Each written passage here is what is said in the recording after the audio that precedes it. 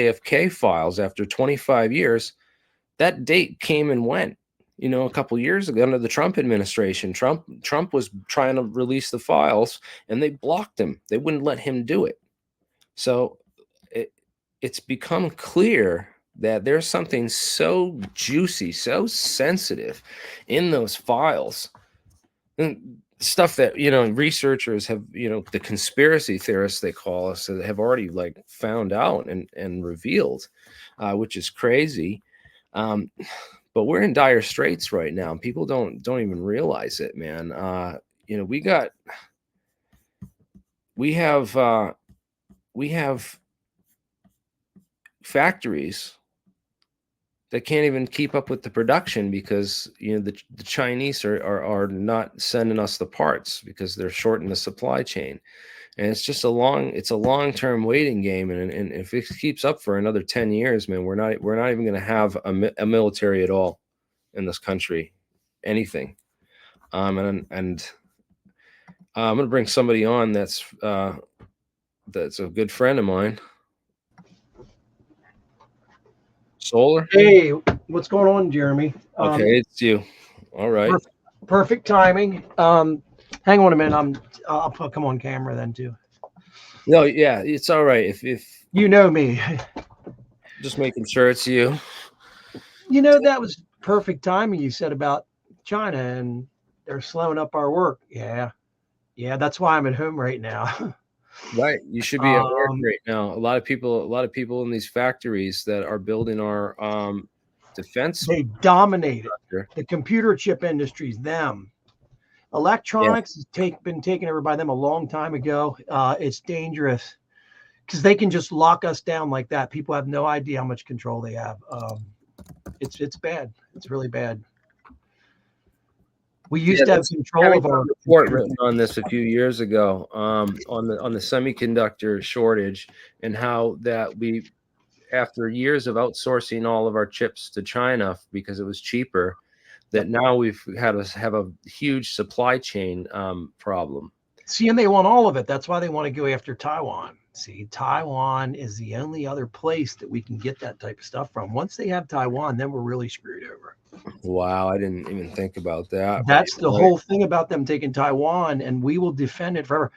The big thing going on right now is, excuse me, as you know, Biden is threatening to go to all-out war with Russia, which is not a good idea at all. There's no possible ending that could come out of it that's good. It doesn't matter. Well, what happens is going to be terrible. I think the deep state that Biden is part of, because Biden knows once this whole thing goes down, the companies and the contractors that he worked with and that his son worked with and his friends with doing business over there are going to get hung up for some serious stuff because, somebody, I'm not going to say what it is.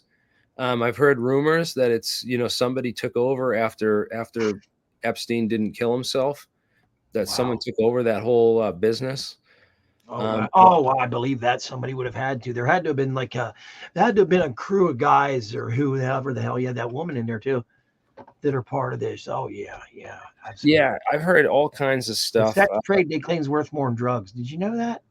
You had that laptop. I wish I could show the whole laptop and the images on that because a lot of people still haven't seen the Hunter Biden laptop. Oh God, I don't know if I'd want to. That's considered child porn, isn't it? Isn't he messing around? A lot of it is. It was on the dark web and out there for a while. I wouldn't even look it up, bro. Especially not on here. You can't even do it. But there's a whole laptop controversy. I heard it's horribly disgusting, and the FBI had it, and they said, "Oh, there's no chain of custody," and so they deemed it. Oh, it could have been a deep fake. So we can't even look into it because there's no, Yeah, I think it's because they don't know. The girl looks like a little girl. They said so awful.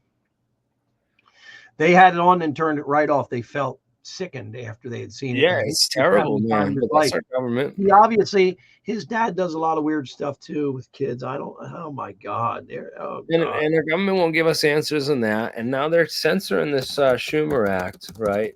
The Schumer Amendment. Schumer Amendment. Ain't that funny? As soon as you put his name in, the comedian comes up. That's on purpose, and that's his niece or something. They don't want you looking into Chuck Schumer for some reason. There's some dirt there. Well, not right now. I think they're hiding it because it's their way of corral. It's all news in the UFO community, but outside of this UFO community, it's like crickets. Aside from a few reporters, like Yeah. Josh of the what's his name of the Daily Mail. Oh yeah, I know who you mean. Gosh, there. Hold up. What's Boswell? Yeah, I think that's his name. Yeah, Josh Boswell. And yeah, he's doing some he's doing That guy some there from the Daily Mail. Yep. yeah Because he's John Stewart used to have that, right? it's again, it's like tabloid news, so you're stuck in that kind of a low level news cycle, man, and you don't really you Dude, don't there's a guy Danny Jones has on today that's excellent. If anybody watches his show, I'd recommend the Concrete program from today, man. I couldn't take my eyes off. It was really good today, man. It was a former CIA guy, and he oh just sits yeah, there and yeah. he goes off on the news and he explains to you. He read so much stuff that he became an expert at telling what news was bullshit and what was real. And he basically claims that most of what you read is crap because it doesn't matter who it's from. And the sources that he gives, two different sources that he gives for news, and neither one of them are any places I've ever even heard of before. Wow, dude, Danny's like on Google, like, look at this. I He's just saw great. it. For real, it's censored on Google. I can't even find it, dude. Yeah, they're starting. Yeah, because of the guys he's having on and shit. He had you on. You were blacklisted or whatever you want to Yeah, call it. yeah, definitely. Yep, and Um, they do not want you looking into this stuff, man. Like, let me tell you. I get a kick out of when you have 3,000 likes and it'll say you only had 1,500 views. That's my Yeah, it's way off. By the way, smash right. that like button and share this on social media. That will help spread it. Yeah, I mean, how could you have that many likes and not as many watches, right? It just is crazy, right? So, what do you think's going on, Jeremy? I mean, do you think we're going to get? I put in the comments. I said it's time for them to open the saucer door up or open the hangar door up, have the saucer float out with the cameras on. It's time. It's time, man. Yeah, you think We've been so? waiting way too long for this. Even a triangle floating out would be just fine with me, man. It's Just time. something, even I'm tired of waiting, brother. look. Look how long you and I've been talking about this stuff. Well, look how long this has been going on, and people don't even know some of this stuff. Alfred C. Loading, you know this guy, right? 1947 at Wright-Patterson Air Force Base. Nah, I don't know him, but that ship looks awful familiar. That's the one Michael has So in his book, side of the book right there. in 47, out at Wright-Patterson, they started, building flying saucers and testing out all the aerodynamics and wind tunnels and all this other stuff. His name was Wright-Patterson for real? No, this guy's name is Alfred C. Loading. Oh, okay. I was going to say, I thought that That's the guy was guy's named name, after Alfred. Al. Alfred Good Loading. old I don't know Uncle him. Al. Uncle Al was working on flying saucers out at Wright Pat. Okay, did he come from Germany or is he from No, the United no, States? he was just he's just some rando they found that was Oh just man, that's awesome. he was like a mark, like a mark that just like this guy that I want to build this stuff, and I know that these are real, and let's figure out how they work, and so he's So testing. what if we had 5 or 6 of them flying around and that's what was seen over there in June of Well, at 47? least roll that out. I mean, that would explain, some of those older files and some of that stuff, and like, And the reason they fly them over those mountainous areas is in case they crash, no one will ever get to them. It's a life or death mission. They do that shit. Used to do that shit all the time in testing stuff, right? So it's like, hey, do you want to take this mission? They don't tell them what it's about. And the guys all volunteer. Yeah, we'll take it. Next thing you know, they're flying out over those terrible mountains, Mount Adams, whatever else. Guy sees them, looks like they're skipping because the wind's probably blowing them all over the place because they probably don't weigh anything, right? right. Is that what the first UFO really was? One of those. It might have been, man. Yeah. Well, look, you ever seen the wind on Mount Washington before? No, but I know it's terrible because of them updrafts are just incredible. You can't get a helicopter around them, Yeah, Show me. this guy's filming himself. Holy crap. Oh my gosh, dude. He's laying backwards against it and it's keeping him straight. That's got to be Fly. what? 90 mile per hour, maybe? 100. 109. Wow. Holy moly. I've never seen that. Yeah, if No you get wonder people like, disappear in the fucking mountains. Holy shit. oh, people die up there in the middle of summer too, man. It's dangerous up there. This is right in Mount. This is the highest wind speed on record anywhere on the planet Earth. It's been filmed right up there in New Hampshire. It's like 4 hours from drive from where I am. So Wow, wow, wow, man. I will tell you what, that guy was leaning full force against that with whatever his weight was, and it kept him up. So it was at least that amount of force. So 109, 109. Wow. it's probably so cold, man. I can't imagine how that must suck all the heat out of your body too. Oh, yeah. Spoke to Schratt last night when the note was going on. I would call him up and tell him to get on here, eh? Yeah, you should. I need to have him on again a separate time, just to as a not a panelist but a presenter to share some of his other stuff. So yeah, if you go to my channel, those of you who are new here, and you can search, you have to search for the videos on my channel to find them because I'm so shadow banned. But Schratt, yeah, the He knows TikTok. everything. He just thinks that everybody else knows everything too. We don't. How about it? Nah, he went This over all guy these knows it cases. all, man. These are cases. He claims that's the original Tic Tac, which was taken not far from my home, only 100 miles away in Philadelphia, above the river over there, right near the Naval Air Base where they built ships. And it's riveted. The thing that's interesting is it's got the electrical probes on the bottom, just like the Tic Tac of nowadays did. And this was in 67. Why does it have those electrical things on there? We think it's to discharge what, microwaves, Jeremy? Is that what the theory was? Well, that's one thing that Sal Pays mentioned when he was on the podcast. That's the guy, Mm-hmm. the inventor with the patents on the UFO technology there. I'm calling Strat right now. Keep going. One of those is for a PZT in a ceramic superconductor material. That's a piezoelectric, Mm-hmm. and it's this white ceramic material. So I mean, you see these white Tic Tacs flying around, and they very well could be, you know, something. Well, and remember, 10 years prior to that is when John Lear's dad, all these other people were talking about anti-gravity, anti-gravity, anti-gravity, anti-gravity. And then somewhere around 57, 58, it just came to a stop, just like that. It just came to a stop. No one talked about it anymore. And what happened? You mean they quit studying it? There, he just said he's on his way home. Okay. If I send you a link. Like Strat, right? Bonson Yeah. All right. So Bonson Labs, this is the archival footage I have. So someone got this and posted it. There's Thomas Townsend Brown. Wow. Right That's there. a rarity to have him on the film, huh? That's got to be a 15, 16, 8, maybe even 18-inch bubble bell jar. I was gonna say, look at the size of that thing, man.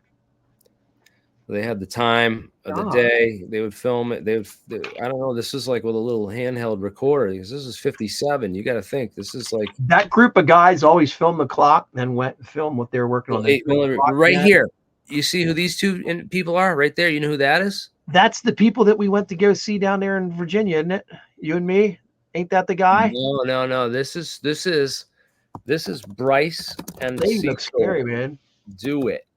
Okay. Look at. Tell me this is not this lady. No, that's her. Can tell from a mile away. Who is she and what does she contribute? You tell that's her? Oh, absolutely. Look at them eyes, man. And look at this. Those eyes don't lie. Both these guys ran from the Nazis from France. I was going to say they escaped, right? Yeah. They were French scientists. Holy crap, man. Right? And both these guys escaped, and and you can see the eyes. This is the same woman that's her. Absolutely. Look at the darkness around the eyes. Isn't that weird how all those Nazis had real dark circles around their eyes like they were evil? Well, she's not a Nazi. She's one of the scientists that escaped the Nazis. Right. But still working. He's on his way home very shortly. I'm going to send him a link. Right. He can stay on the phone. He's got a long drive while, and talk to us. Just hearing him is all we really need until he puts a show on, That's all right, Dan. We have other whistleblowers and stuff. Michael's good, but we're doing fine just now. I got plenty of content, man, on disclosure, All We're doing right, man. fine. This is good stuff because this is the Bonson Labs. So there were 2 anti-gravity studies in the 50s that did tons of research, and this stopped in 59. Is when it just like everything ended. It wrapped up, but then stuff continued through the 60s, which is really, really weird because the 60s, of course, 63 is Kennedy assassination, and then, man, the more and more I think about the Kennedy thing, the more and more I'm thinking it's connected to UFOs, man. well, here's the thing, right? What do you think? There's a lot of new evidence that's come out in the last 5 years with relation to Kennedy. We knew about the Fair Play for Cuba Committee, right? Yep. And that was this organization. Clay Shaw involved in that whole thing. Yeah, that was with Clay Shaw, Clay Bertrand, and what's his name? The David Ferry. David Ferry was involved in that, but David Ferry goes back with to the Civil Air Patrol days with Oswald. So the Civil Air Patrol was this cadet. It basically inducts people into the Air Force. Yep. So Sure do. Or was he in the Marines? So he Oswald went into the Marines. He was in the Flying Division of the Army, which used to be the Army Air Corps. He was Army Air Corps, wasn't he? And then turned into the Air Force. He was out before then. Remember, he was Army Intelligence, I believe. I could be wrong about that. Check into that. I want to know if I'm right. Marines, dude. No, I knew you went to the Marines, and it said Oswald was Marines. I was just making sure because it said that in the remember the movie Full Metal Jacket. They taught him who taught you him how to shoot like that. Yeah, the Marines. I was talking about David Ferry. That's kind of like a little bit of propaganda they put in there to say because like they all met Jeremy through the Army Air Corps. I thought check that out. Him and David Ferry, I think, met through that. If I'm right, they met through the Civil Air Patrol. Okay. Oh yeah. So he was a Civil Air Patrol cadet before he joined the Marine Corps. There you go. So I know this is the important thing right there. I get all that old stuff mixed up. The Civil Air Patrol, if you look into it, was started by this guy named David Harold Byrd. He was an investor. And one of the things David Harold Byrd also owned was the school book depository building. Isn't that really freaking bizarre? He owned it 20-some years prior to the shooting taking place there. I mean, that's what's really freaking bizarre. And David Harold Byrd, what's really bizarre is he's the nephew of Admiral Byrd that went to America, the Polar Explorer. All these conspiracies tie together in a circle, man. It's unbelievable. So this is all documented fact, though. This is not a conspiracy. This is just who has their hands on David Harold Byrd. I'm typing that name in. I knew that he had it, but I just didn't know how. Did you know about LTV? Tied into this stuff. You know about LTV? Who's that? So LTV was established in 1952, right? That was right around the same time all this anti-gravity research was started. Okay. And the money was to invest in aircraft production, co-founding Tecmo Aircraft, which in 1961 merged with James Ling's electronics company and an aircraft manufacturer called Chance Vought Corporation to form Ling Tecmo Vout, right? Yep. And so what did LTV do for from 1947 to 1947 now to 1976? What did they do for those? For the CIA. A 3-letter company. Come on. Anything that's got 3 letters in it, it's some bullshit name. It's always them. Yeah, I don't know, man. That's kind of scary. But you want to know what's weird is in 1973 there was this thing called the Mansfield Amendment, and that put an end to all the anti-gravity research. I think actually it was passed in 1970. So that like put an end to all the anti-gravity research. They took it private so no one could stick their nose in it. Yeah. They knew that far ahead that people were going to be looking in government files and there was no way to hide that shit. Right. The only way to hide it's to go private corporation. You can hide anything in private corporation. Isn't that bizarre? let's get into, so now we have secret aerospace programs and managers of secret aerospace programs who are connected with secret Antarctica expeditions, right? Because there's a lot of secrets from that Antarctica expedition that they found. They were looking for shit down in Antarctica that they didn't tell the public about, and that later came out. And that's not a conspiracy. That's real. That's real. You know. Yeah.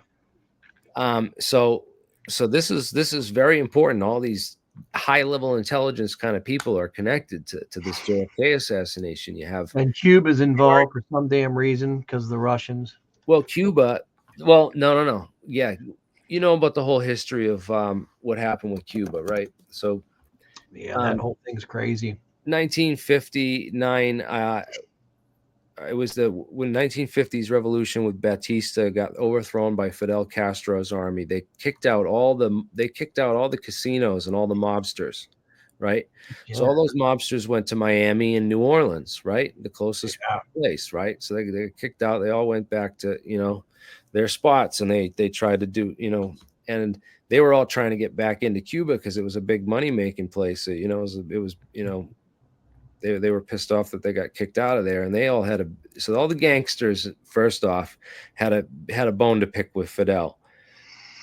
Then Fidel pissed off the CIA by allowing the Russians to put the missile silos down in Cuba, because we had put our missile silos parked right next to Russia. We put nukes right next to Russia. So Russia responded and said, "Oh yeah, well, we'll put nukes in Cuba, right next to you, pointed at you."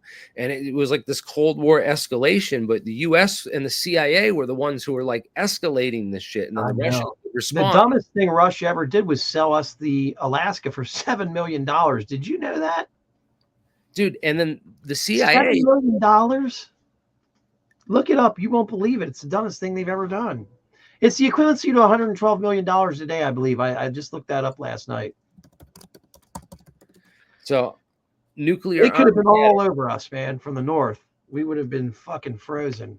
All right. And reminder, guys, this is Disclosure Tonight you're watching. If you guys just tuned in, you can join the StreamYard link is right there. And we're looking for people who, and necessarily you don't have to have a camera, but you can even just come in and join the thing anonymously and drop links in the private chat. Go put up go build a Google Drive right now, make a shareable link, and come drop a link in the private chat and share some documents or something crazy with me, totally anonymously. And you can do it right here on this link if you follow it. This is Disclosure Tonight, and we're resorting to catastrophic total disclosure because we cannot trust the government anymore to legislate our way out of disclosure or investigate themselves. Every time the government tries to investigate themselves, they do not ever find any wrongdoing, or they just, it's always a cover-up. So we're trying to get people on who have information on the government, or who are investigators of the government that want to bring out information and put that information out there. So during the Cuban Missile Crisis, the CIA basically put us to the brink of nuclear Armageddon. We were this close to destroying the entire world with nukes. This is at the height of the H-bomb power. When Tsar Bomba, they had just created this massive nuke that could just wipe out half of North America in one shot if they wanted to, with the engineering. You can still see the crater from the Tsar bomb. TSAR, I believe it's spelled. They were ready, and Kennedy saved us from that. And he went against the CIA. They had this operation, the Bay of Pigs, it was called, in Cuba. And the Bay of Pigs was an operation that the CIA had started. It was called actually Operation Zapata. Isn't that something? Somebody's last name, right? Yeah, Zapata was the name of the oil company owned by George H.W. Bush, and they own these series of the first oil rigs, right? So yes, the Bay of Pigs operation was codenamed Operation Zapata, right? Because they used Zapata Oil Company's oil rigs, which were George Bush's company. So they had this operation down in Cuba called the JM Wave. If you guys recall, JM Wave. And a bunch of these guys like George Joannides, David Sanchez Morales, Frank Sturgis, later the Watergate burglar guy, E. Howard Hunt. All these guys were working down for the CIA in Cuba at this time, and they trained a whole army of their buddies, a whole bunch of these CIA soldiers. This whole CIA army spent 5 years with these dudes every day, training with them, shooting with them, and then they started this invasion of Cuba thing, and they sent them all in, and then they all got shot up on the beach because Fidel had the intelligence, knew it was coming, and they didn't get air support from Kennedy. They thought Kennedy would be forced into giving him air support when he found out, but he was like pissed that they ran this operation, this whole secret invasion of Cuba without him, without his authorization, because he's supposed to be commander in chief, not the CIA. That he got ridiculously pissed off with that, and so these guys, all their buddies died. So these CIA agents are the ones that survived. These guys like got away or escaped, or were held in exile for a while and then returned to the United States later. There were some of their colleagues and stuff, but these guys were dangerous dudes. Like David Sanchez Morales, he planned like all these crazy serious hitmen down there with did not hesitate to kill. They were like, I would say they were the first form of a cartel, wouldn't you? I don't think they were dealing drugs, were they? But they were like cartel style. Do you know what I mean? I don't know if they were guerrillas, right? They started the whole drug thing,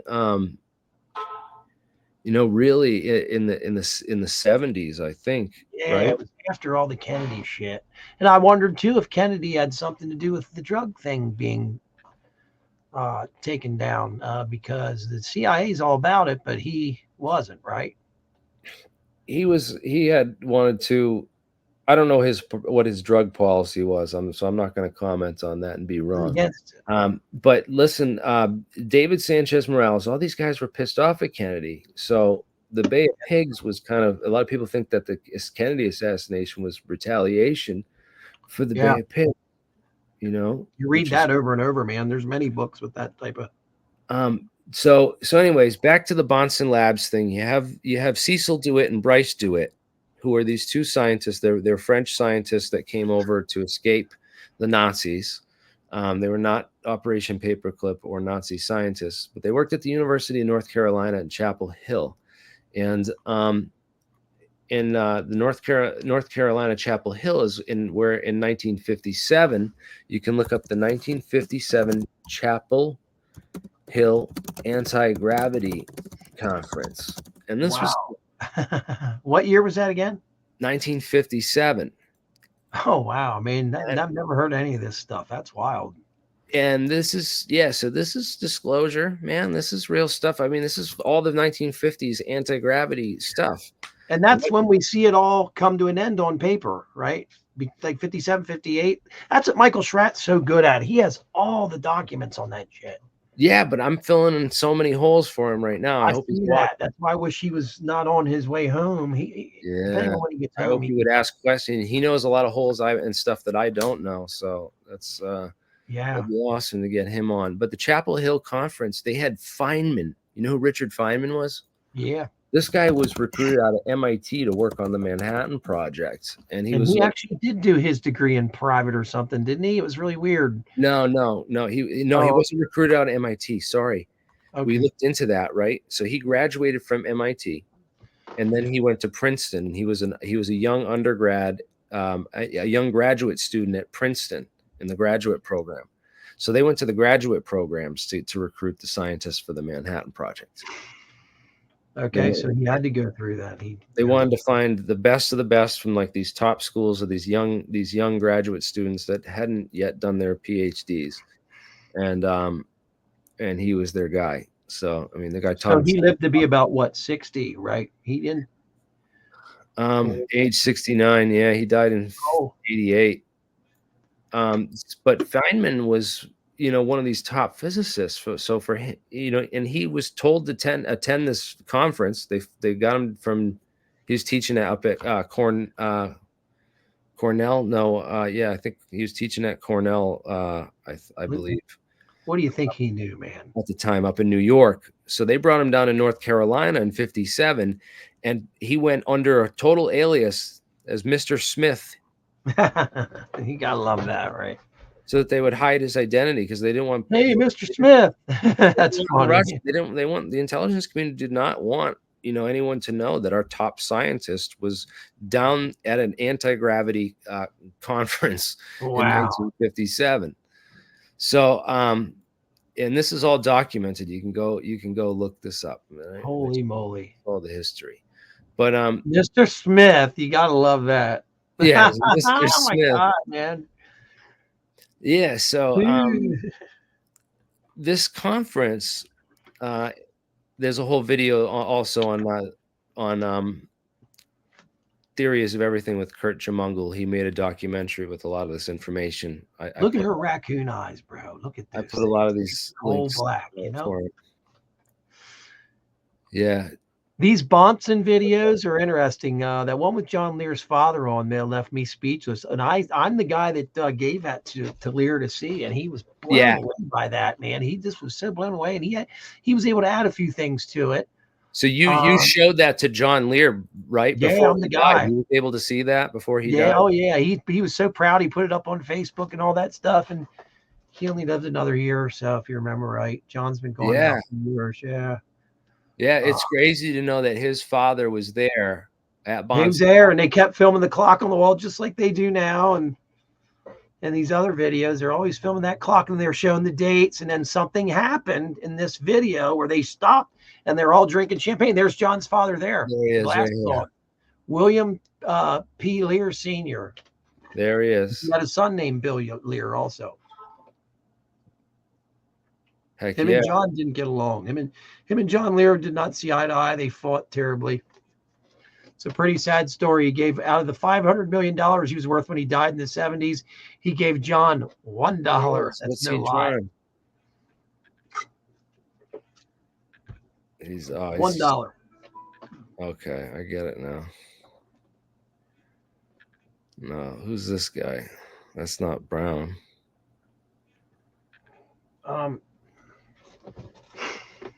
No, but you can see John's father knew what he was freaking talking about now, didn't he? There you go, April 2nd. I wish we could hear, because then we could know for sure. I know. Remember, they just played terrible music in the background. It was like piano and stuff like that. And I guess that was to keep you from falling asleep. But I would have just done like the projector reel. Jeremy, did you notice the stuff that they had the visuals over there that they're working on, the miniature models and stuff like that were saucerish shaped? Yeah. See that stuff? It's all saucer shaped type, which kind of got me, It's like, what did John know? Well, they're experimenting with all that stuff just because they are.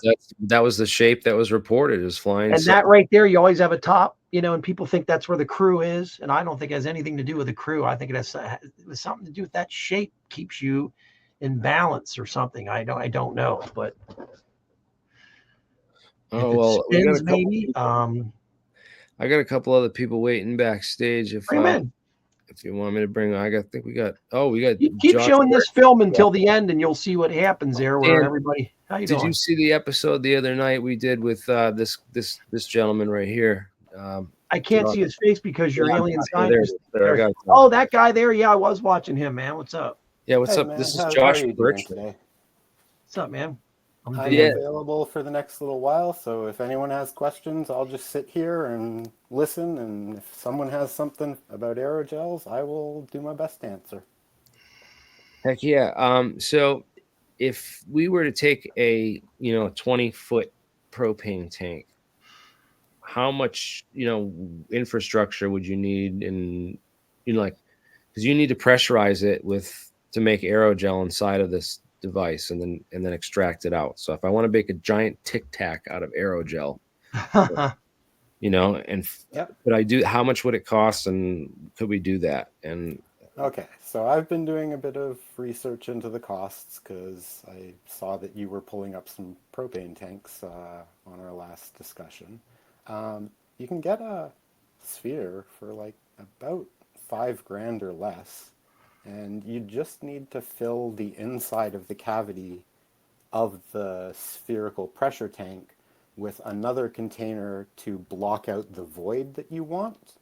And then you're just filling the area between that void block and the outside of the pressure vessel with the aerogel precursor. You're making an inner and outer mold, Yeah, and you're correct. filling the void in with, let's say it's 2 inches thick. Yeah. You make We'd the have to do some inside. We're calculations just to saying figure numbers it out. here, right? You make Yeah. the inside of it 20 feet in diameter, the OD, the outer diameter, 22 feet in diameter. That way, you will just say you have 2 foot in there of this aerogel. I'm just making up numbers. That's kind of what Yeah. you're coming up with. You make your own mold. We've got to do the calculations and figure We out could use the balloons exact to do that numbers. But stuff yeah, too, correct. because you can't. You got to watch these. The This is biggest a problem is the outer shell. silica aerogel, or are you talking about graphene aerogel? I am talking about magnesium bismuth aerogel, and there's a pretty specific way to manufacture it. Wouldn't that be really expensive? It might be really expensive, but it's going to be the best material. I was gonna say the alcohol-based aerogels are a pain in the Well, ass. this is interesting because that piece of the UFO debris that Gary Nolan had was apparently layered magnesium and bismuth. Correct. Yeah, He that has was a piece of a CCP drone. He has a piece of a CCP drone, you think? 100%. Josh, how it's thick would exactly described by a CCP research paper, and you can compare it to how You have the Alfredoff paper. describes it. Yep. You I'll see send it to that. you on Twitter. being that aerogel is so freaking strong, how thick would you say it needs to be to do the anti-gravity or whatever you guys are going to do? Because I watched y'all the other night. I get lost after a while. How thick would that craft have to be? An inch? So for the craft that Bow and Hamilton made at Lanel, it was made of a polyamide reinforced with, I think, carbon nanotubes, but I'd have to go back to their paper and make sure too. So they used a different material than the CCP uses, but it looked like they had about 2-inch thick walls on a 1.4 meter diameter sphere. So that was the calculation for that size of craft. And does aerogel have great tensile strength or not? I can't remember. It really depends on the specific composite of aerogel. Some of them are really spongy. The graphene aerogel that's currently produced is really spongy. Yeah. Like if you press on it, it'll compress all the way down. Well, that's what you want, right? Shape. You want the flexible aerogel. The alcohol-based aerogel, I'm pretty sure the tensile strength is terrible and it snaps in half. Am I right or wrong about that? Correct. The alcohol silica aerogels are really fragile. If you have a piece of it and you like put your finger down on it, it'll shatter from the pressure of your finger. Whereas something like an Aeroloy X116, which is one of the modern composites, it's more structurally rigid, and you can go to anything like they have aerogel concretes now, and those are even more structurally rigid, but you trade off a little bit of the weight of the material to gain that. What's funny is Bob Lazar is the one I saw balancing act. showing aerogel a long time ago, if you remember. Bob thought that element 115 was aerogel. He gave a piece of aerogel to George Knapp and to Bob Bigelow and claimed to both of them that the aerogel that he was handing over to them was element 115. Oh, wow. And he later changed his story to claim that it was packaging for element 115. Oh, yes. But I do why remember would you that. use aerogel as a packaging material? That's not what it is. It's too expensive to be used in that way, and it offers no benefits over like packing. Yeah, I totally elements. forgot all about that. Expensive and stuff. I want to, like you're claiming that this Calvin drone looks like the Calvin UFO that was filmed. It's pretty big. That's pretty big. Yeah. Is this made out of aerogel, you believe? I believe that it is, yeah. How you have to understand in the last 5 years alone, the DOE's budget for this research has been $50 billion over the last 5 years.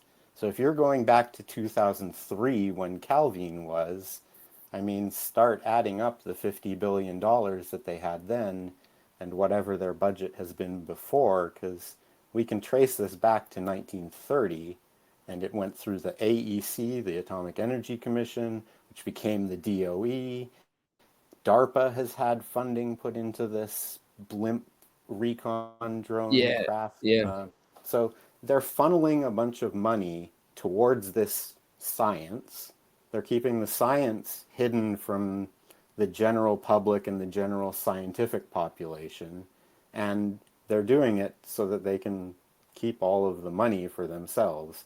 And it's hurting our research as a country. We're falling behind the Chinese because they've put all their best scientists and money towards this, whereas we are siloing people and yeah. telling people that parts of this doesn't exist, and there's a debunking effort going on against these type of craft to claim that they're alien when we can show that they are made by the Department of Energy and CCP. Wow, that's insane. So I got a couple questions. This one here. All right, so this That's guy has Calvin, I think, yeah. the Mooney Mongol asked. I know styrofoam was invented for the use inside of nukes, and then they used it for packaging afterwards. I is what I remember. I But don't really want to go towards nuclear science because that gets us towards areas of nuclear aerogel is secrets. used in there for those Aerogel applications. is used in nuclear bombs in a way. I don't want to discuss that because Oh that yeah, could be no, we claimed just as set a off the. nuclear secret. Yeah, we go. We just set off the alarms right here. Now we don't want to talk about that kind of stuff, but if the government's hiding evidence of aliens and UFO, like extraterrestrial artifacts and stuff, then I believe that is that's a crime, and Yeah. it needs to be exposed. So that anyone who jumps on and has evidence to expose that, I would love them to be able to come forward and be like, hey, look, I got a piece of alien spaceship, and we can verify this and prove that it is what it is. But if you're saying that this piece of alien spaceship is really just a piece of a CCP drone, and it's 100%. technology. He thinks And that's a piece of a Tom DeLong, Russian drone? Hal Puthoff, Linda Moulton Howe, and now Dr. Gary Nolan have all had this in their possession. It crashed in Brazil. CCP should not have been operating a drone over Brazil's sovereign territory either. We also have evidence that these drones are being used in Peru. Tim Albertino has done a lot of interviews with Peruvian villagers who have experienced attacks recently, and the craft that they arrive on are these lighter than aircraft. And they're made by Russia? They're made by the CCP? CCP, the Chinese Communist Party. Oh, my bad. Imagine this, dude. They're going to be attacking us with these high-speed drones. And aerogel is no joke. I mean, if you have an aerogel thing, it is virtually no mass, so it's really easy to move it around. And you showed the video. Is that Do video? you have that video that I sent you of the Dome of the Rock incident from about 12 years ago? I certainly do.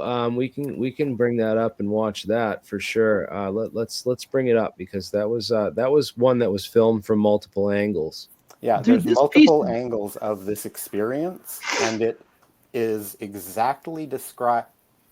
You'll see that it's exactly what I've described as the up and down motion. Is this of in the Israel? aerogel drone.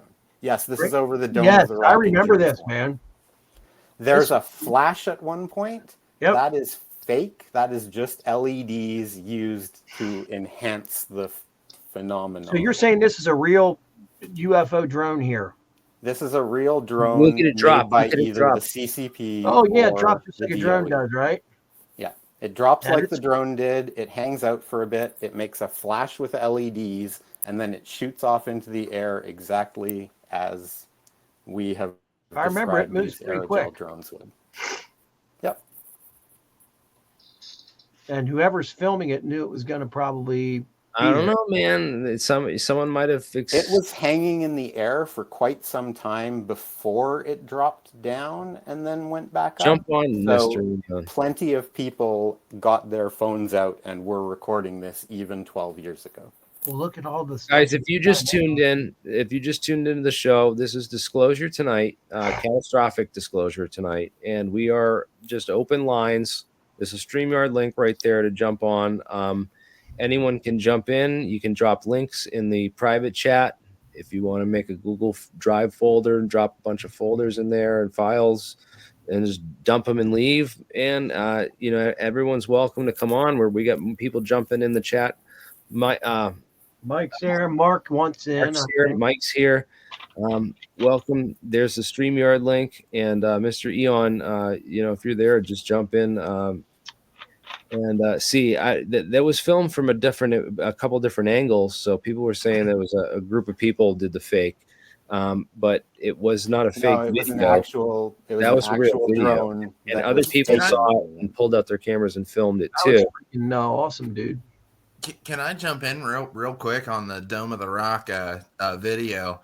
So I was in Dayton, Ohio. I was on state County Line Road in Dayton, Ohio, which is near Wright Pat Air Force Base. And that night there was a really bad winter storm, tons of like ice.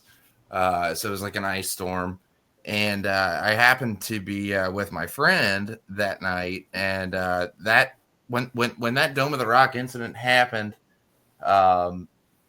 it was chaos. There was a lot of transformers blowing up all around Dayton, Ohio, and we had a friend whose mom was a major in the Pentagon. This is this is no joke, and she happened to reach out that she was a female major, which is odd in itself, and we asked her, like, hey, what's going on? And she was like, well, we believe it's extraterrestrial event. And that's all. I mean, take it for what it's worth. I don't know how true it is, but Maybe that's the cover How long story they ago? were told to tell the public. That it's like, because if they're gonna, that's the best cover story they could. That's what Richard Doty did to Paul Benowitz. Mark, is that one of those Yeah. videos where they show all the Transformers blowing up and then they claim it's an attack from outer space? Is that one of those videos from like 10, 12 years ago? I guess, but I mean, I saw it. So like, we were looking out of the back of this apartment. Anyway, it was back, balcony of an apartment, and you could see all these Transformers blowing, and there was all these It was shades in of Dayton, blue, Ohio green. yet. Yeah, I Dayton? mean, I think it I'm was looking about that one up right now. 15. If you look up Colony of Kettering, I mean, it was like a apartment complex there, but you could see all these shades and of different colors. It was very, very interesting. But I remember seeing that. they've also happened in other states. I think Texas was the big one. Remember the one in Texas where Dallas, they showed Texas? it? Yes. Yep. That's Yep. what I'm talking about. And I do remember another state. However, I didn't know it was Dayton, Ohio. Now I'm looking for that one right now. Yeah, if any of you else have videos, Yeah. just drop them in the private chat. And And I'll mute. I wanted to jump in for a second. As always, man, I appreciate you guys letting me jump in. Mark, one thing first. Also in Dayton, Ohio, is Triad National Services LLC, who own the patent and have been creating these craft for DOE. They operate Los Alamos National Labs. So their headquarters is in Dayton. It's in Mike Turner's electoral district. This isn't a terribly difficult puzzle to put together. So what is it called? Triad National Services. It's formed by Battelle and two of the university research labs. I think it's UC, like U California, and let me pull up the. Jeremy loves that Battelle. Yeah, this is who Battelle is today. Is Triad National Services LLC. So, it's Texas A&M University's research system, University of California's research system, Fluor Corporation, who has ties to a lot of the military, and Battelle, who has ties to the Undersecretary of Defense. So right outside, Moultrie, so Dayton, Triad Government Systems. yeah, they own the patent for aerogel lighter than air craft. They have the operations of Los Alamos National Lab for the last 5 years has been done by Triad National Services for the Department of Energy, and they've been making drones out of it. Yeah, Mark, try and find that. I just found the Fort Worth explosions. It was actually Fort Worth, and man, did that blow me away the first time I ever seen that, man. And that is from 12 years ago. And they said it was an alien attack at first. Well, it makes you wonder if there is some Here's the- sort of like 0 point energy drain. You know, if we have advanced aircraft that are drawing from that and or pulling from our energy grid that way. I mean that's plausible. I think. To set off the transformers, man. I never thought about that. That just was my thought process. But you guys know more than I do about this stuff. I was just kind of. So what about the skin?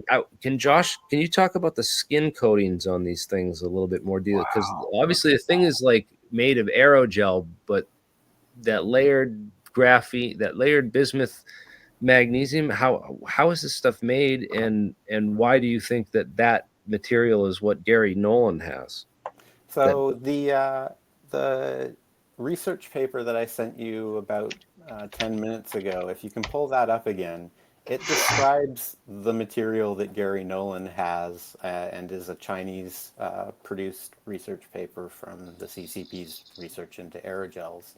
They describe layering 4 microns of bismuth and then 150 microns of magnesium and repeating that. And when you do, photon energy, when it strikes the outside shell of this magnesium bismuth aerogel, gets channeled by the bismuth layers into the magnesium layers, and that produces a charge in the aerogel shell itself. So this material that you have pulled up there, the bismuth magnesium shell itself, acts as both a receptor of solar energy and a battery to store that charge. So the pumps, the zeolite pumps of these lighter than air drones are actually using energy from the sun that is stored in the hull of this drone itself, in the bismuth magnesium shell. Well, let me ask you this. Let's say these Tic Tacs. Can you dig into the magnesium? Why magnesium? What's the bismuth is reversing the magnetic pole, but what is the magnesium doing? Is it storing the electrons? Okay. Yeah. Like a magnesium battery. Yeah, so you've got a thin layer of the bismuth and a thin layer of the bismuth, and then the magnesium is a thicker layer to store. Because the bismuth will reverse the pole. Bismuth is just flip. bouncing the electron charge that has come from the photon through all of the rest of the magnesium, and it keeps getting bounced around by the bismuth. It's pretty lightweight too, and indestructible from what I understand. They're gonna start making Harley engines. It's lightweight. Actually, the newer race engines are made out of that. Dude, it talks about the bismuth nanosheets and right here in the paper, man. This is fucking great. And how old is that? So by layering the bismuth, you keep bouncing the polarity back and forth by doing that. Correct. Because it keeps reversing the polarity. It traps the charge. Each layer will reverse the polarity again and again and again. Yeah, so every time it hits one of the bismuth layers, it just continues to bounce and reflect back. Changes polarity again. Layer. Yep. And that kind of like, interesting. So it acts as a battery, and the more layers you have, the more charge you can store, and the more rigid the outer shell is. So I think they do 7 layers of it for their... How does the photons get in there, through the magnesium or the bismuth? So that I'll address Jeremy's previous question and yours at the same time. In addition to the magnesium bismuth layering, If you just had a magnesium bismuth shell, every time that got struck by a photon, you're building more and more charge. So you want to have something also covering most of the shells so that it's not just getting charged all the time. So you have a specific patch that is accepting charge directly to the bismuth magnesium, but the rest of it is covered in a photon absorbing and scattering paint called black silicon. I'll send you the patent for that. It's a known technology. It's used as a coating on the most modern NATO tanks. Yeah, so Sweden silicon uses with it as no well. black silicon. Yeah. They have to limit the charge of these Is things? this like carbon nanotube? Yeah, so it both acts as a visual distraction. The photon scattering effect of the black silicon makes the craft look indistinct visually, like you won't be able to see it. It sort of wraps photons around it. It also looks completely cold to an IR. So when you look at these with FLIR, they appear totally cold, black cold. And it also scatters radar somewhat. Not the full effect that is described by some pilots who've encountered these craft. I think there may be additional technologies that are used to confuse the radar, similar to conventional aircraft having electronic countermeasures. But the coating itself does somewhat scatter radar. It also limits the amount of photon energy being absorbed by the craft. Yeah, they use that stuff. They use that in tanks also. Correct, yeah. So do you know I'll the send Jeremy scientists the, or the Big time. contractor who developed this technology, or do you think it could have extraterrestrial Raytheon. origins? The furthest back we can trace it is 1930. It was being worked on by Einstein, Szilard, and Kistler. And from wherever it came from, the three scientists that I just described, it made two inventions: a refrigerating pump with no moving parts and aerogel itself. And the aerogels that they had at the time was like a full paragraph: aluminum, silica, zincs. They were doing all of these experiments back in 1931. And where were those experiments being done? And you said through the- So Probably it the same place started they under built the radar. OSS. It's Princeton, right? It started under the OSS. They had umbrella control over that technology. They shuttled it under the nuclear program to maintain the secrecy, even though aerogel itself doesn't emit radiation or energy, so it's not a nuclear secret. They illegally are keeping it under that guise to hide it from Congress or congressional What you mean oversight. today? I mean, this was 1931. From and this is- 1930 to today, a 93-year lie. Wow. Well, I mean, because like Manhattan Project wasn't even started till 10 years after that, you know? Correct. So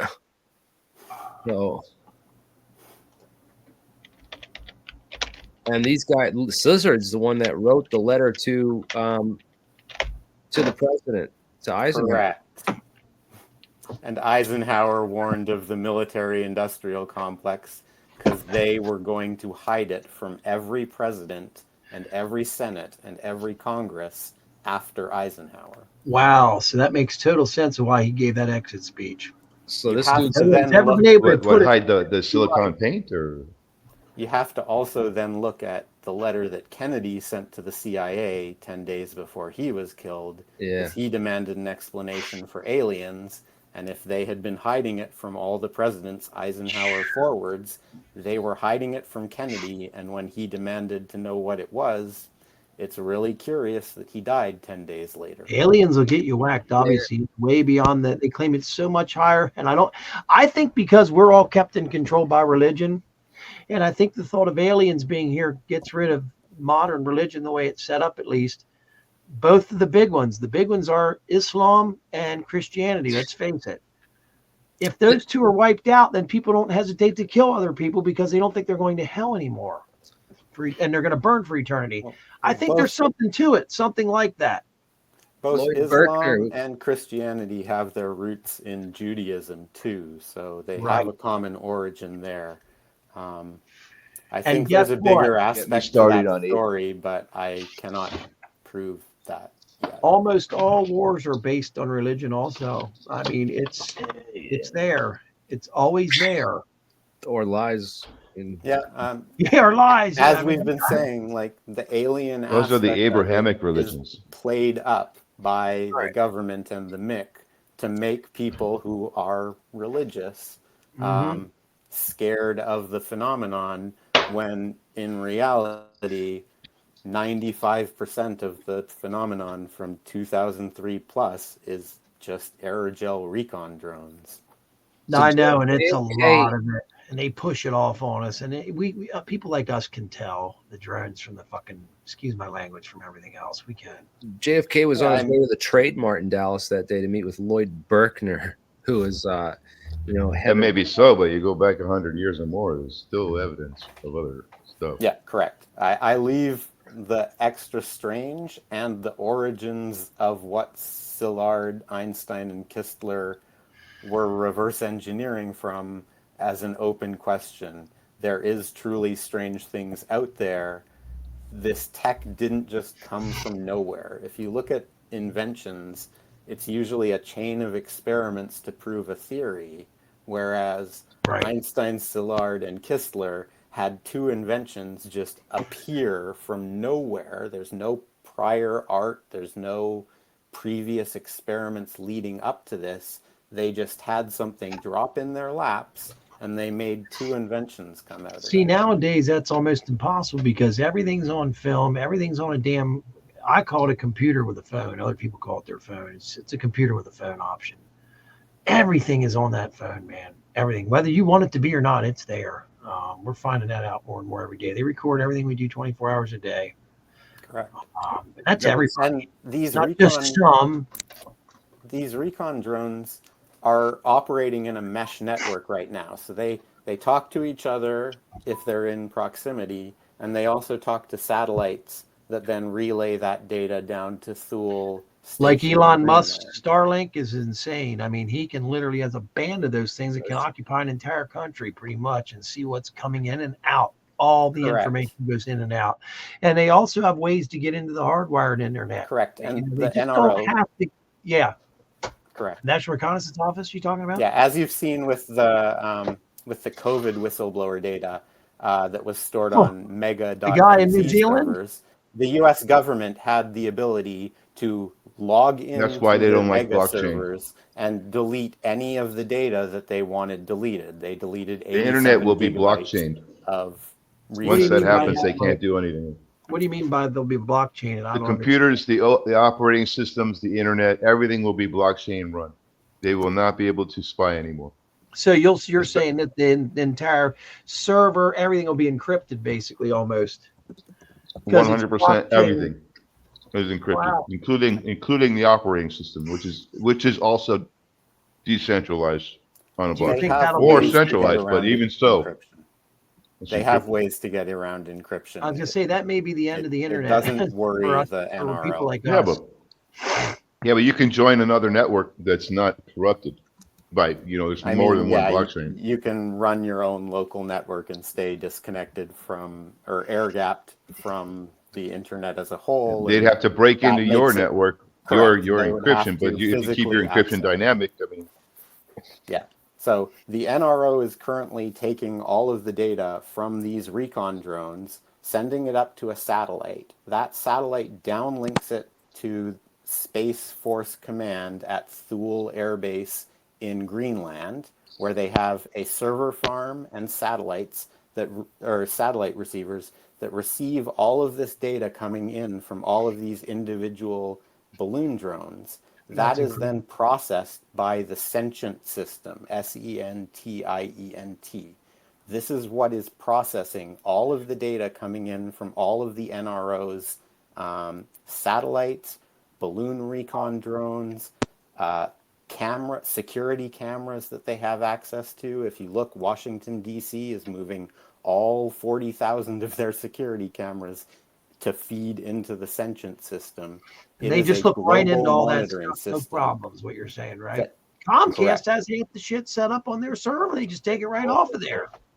They used to have this place, the NSA out near Atsui, called the Elephant Room. It would just intercept all the Pacific signals and stuff. Cosmic Dave, welcome to this catastrophic disclosure tonight. And what brings you here? Jeremy. Good old Cosmic Dave. Thank you, Jeremy. Pleased to meet you guys. Pleased to meet you, Jeremy and folks. Yeah, it's my first time on YouTube. I'm a bit shy, a bit asperger's, but I know what you're talking about. There's 5 other shy guys here, but I'm holding it down. I was gonna say a drink may help. Ask Mark about that. He tries that every now and then. Well, Mike does too. Jeremy may drink a little bit. It's late here. Not so much. If it's legal to smoke there, you may want to take a toke. I've been smoking a little bit of this milk. I was gonna say I've got. I'll double you there, Josh. But it's a real pleasure to meet you guys. My Pepsi, brother. I don't drink anymore. It is Hanukkah. Advertising for everyone. I got my Lucky NASA fucking shirt on, man. I hope you saw mine in my first video with Simon. 2 pounds from thank you, Complazart. You know, you're a real whistleblower, Josh. Man, you know some stuff, man. I was gonna say Josh got testicles the size of I'd say. You know, I can hear the trembling in Josh's voice. You think you're nervous? This dude's on Mike here. laughing, man. I'm serious. Should I be talking about this? Josh, are you in a? I have cancer. Their threats don't worry me. I'm already dying, so I figured I might as well just get the information out to everyone. I had a design for energy. It solves climate change. I've given it out freely to all of humanity. It was all that I could do. It's Josh, my patriotic duty to bring this information forward. When you say you're dying, are you serious or are you just... I've had 15 surgeries. Well, I hope you get better, man. I didn't know that. I'm sorry to hear that. It's okay. Life has its paths and everything happens for a reason. And if there wasn't someone that was dying of cancer and had figured out the UFO problem and got angry when they started canceling skiffs on Congress, maybe this information wouldn't have come out. So don't ever give up. I think that there's a plan and I'm doing my part. I'm glad you've done it. This fight may keep you alive. I mean, think about it. This fight may fucking keep your ass up and moving, bro. I mean, you gotta have something to live for. Okay, so question from Carl. This is a serious question. So I think he's up in Greenland and he's on a base there. He wants to investigate drones and satellites a bit more. What should I look for and what is the evidence for it? I don't want to touch that one because I don't want to tell people how to spy on the U.S. government. This guy knows some stuff. All of my information that I've given out is open source. So, well, this guy's specific. You haven't talked about this one specific geographic location yet. And this guy, I think, knows. I would suggest that the most legal way that Carl, being in Greenland, could investigate this is to send questions to the Greenland government to ask what is going on at Thule Air Base. They have satellite receivers. They have a large bank of computers there that are processing this sentient data. It is publicly available information. I'm not sure if the Greenland government fully understands what is being done at that base. Maybe it's what's weird is that you ever see the movie Greenland? Did you ever see that movie Greenland? Greenland saves the freaking world in that movie. It just came out a couple of years ago. You never seen that? No, I didn't catch that one. Yo, I typed in Thule Air Base and it came back with Pitufik Space Base. Correct. That's the air base they use. That's the air base they use to save the world. That's what's so weird.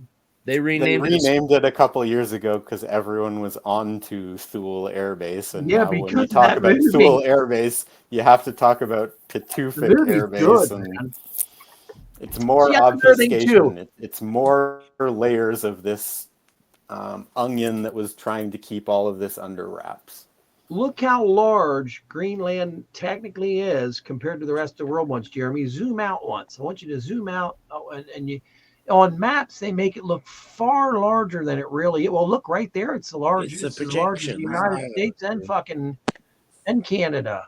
Wow. It's not that big. So, hey, I hope you don't mind, but I'm here. We're here to bring in new people that have new stories and disclosure. I'd like to hear Cosmic Dave said he had some information. So I can roll out, Jeremy. Get the mic for a second. I'd love to hear what he has. I'll take care of it. There's a couple people in the background that like they've been on plenty of times, and I'm gonna leave the spots. Time, so I'm sorry, but I got to leave the spots open for other people to jump in here and bring them on. See how many you can fit on, then I'll jump out. Can't fit them all on. Parrish, I don't know if you wanted to say if it feels like there's another tech involved with UAP, aerogel might be used for buoyancy, but we have propulsion and G forces to deal with still. Isn't that what you're saying is kind of what's going on in that the skin coating? Or is that just building up electric charge? Can you use that for propulsion, or is it like how do these things get around? Do they just follow wind currents and change buoyancy to change altitude?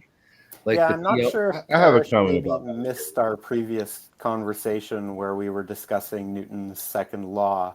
If you have F equals ma and you rewrite it as F over m equals a, you're calculating the force, you're dividing it by the mass, and that gives you the acceleration.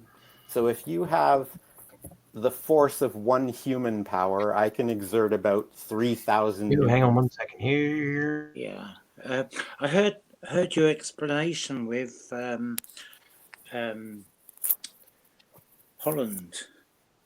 Simon, Holland. yes, that was very good. It's very convincing.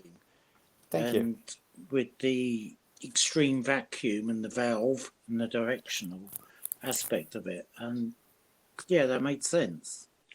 Yeah, that was good. You liked how I put F equals ma. You just take that m, make it really small, and the a goes super huge. That's the point. You don't need a lot of It's the force. ultimate balloon, isn't it? It's the ultimate balloon. Pure vacuum. It and accelerate to drive that point home. I'm going to show those videos that you sent me. But yeah, continue talking. I'm sorry, I want to interrupt. What about magnetism, Joshua? Isn't Earth a big magnet? It is. The thing and if they had an electromagnet inside this thing, your weight goes way up with an electromagnet. electromagnet. Very weak. Magnetism is a very weak force. Yeah, but this craft is so light and it's so massive, and the shell is made out of polarizable material. Yeah, correct. This but video it could be a big magnet, you know. I've got one here. Yeah, what I'm saying is, if you have a 44-foot-long Tic Tac, the maximum weight of it is 55 kilograms. So if you're taking an iron core magnet, an electromagnet, no. a bunch of wire wrapped around. Forget the electromagnet. Forget the craft itself. It's the shell is a magnet. It's polarizable. It can be polarized. Obviously, it's collecting charge. Get away from Earth. If it can be collecting charge, it can be also polarized. It can. I agree, but that is not what is used as their method of propulsion. Well, what propulsion? If you can turn the craft into a magnet itself, it will just allocate into a magnetic position around a bigger magnet, which is Earth. Have they tried Correct, that yet? But they don't want to allocate to a static position. They want the craft to be able to propel itself, and that is what the zeolite pumping system allows these craft to do.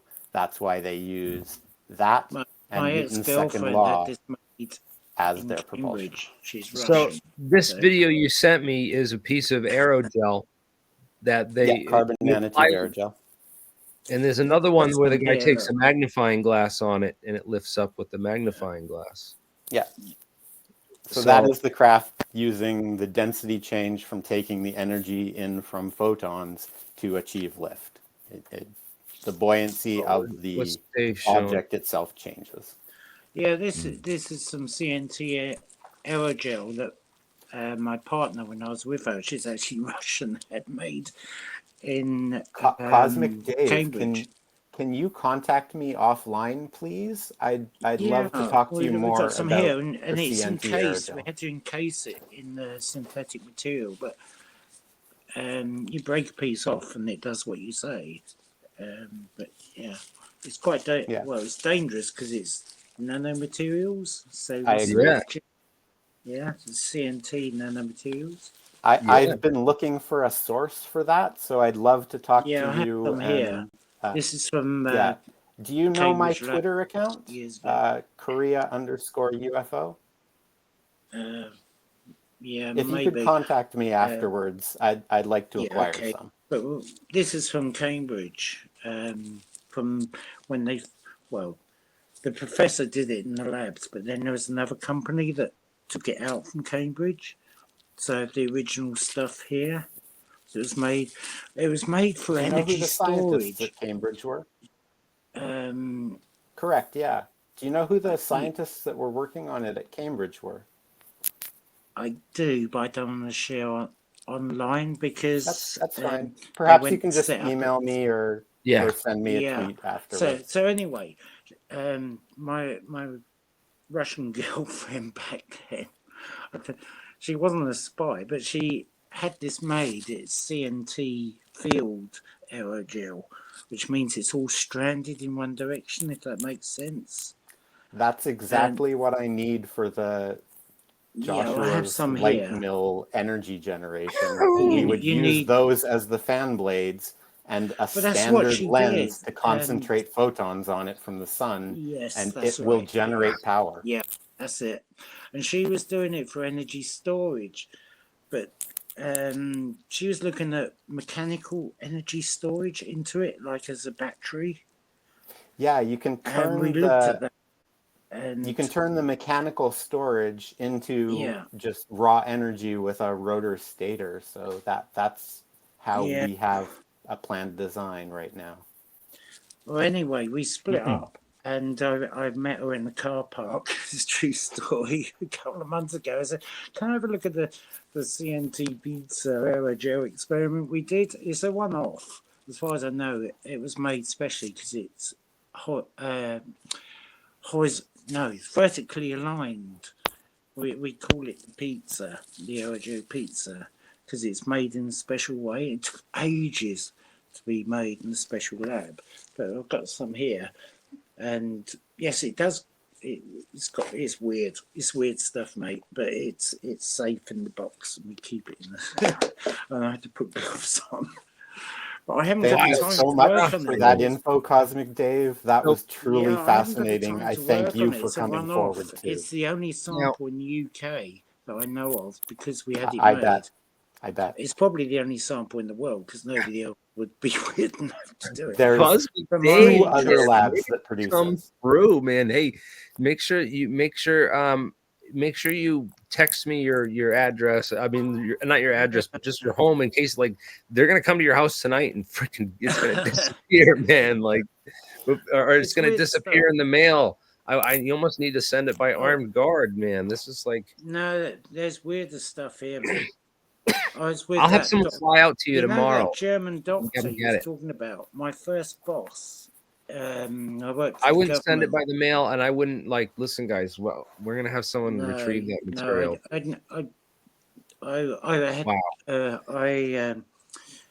was in the 70s and 80s, the early times, with the German doctor. He's my first boss, and that's a true story. Dr. Rain, whatever his name is. This is legit. And he was Asperger's just like I am. So we had this conversation. I said, "What do I do?" He said, "Just go and work for that department." And there's people that can't believe this is real. They think this is staged right now. And I'm telling you, I just put disclosure in the title. This is real. I'm a real person. Yeah, I talked to him a couple days ago, and he's been on Professor Simon's channel.